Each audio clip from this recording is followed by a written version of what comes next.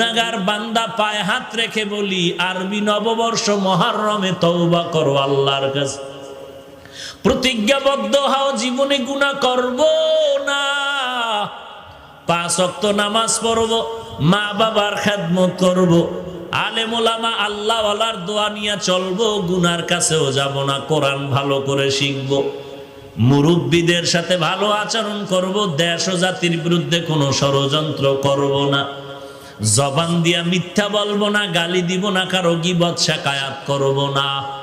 আমার মতো যুবক তো তাকায়া দেখলাম স্কুলে পড়ে নামাজ ছাড়ে না, কলেজে পড়ে নামাজ বাদ দেয় না, কৃষি কাজ করে নামাজ বাদ দেয় না।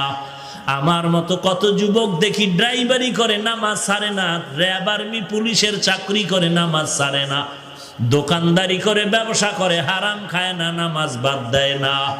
আমার কপাল কি তুই খারাপ?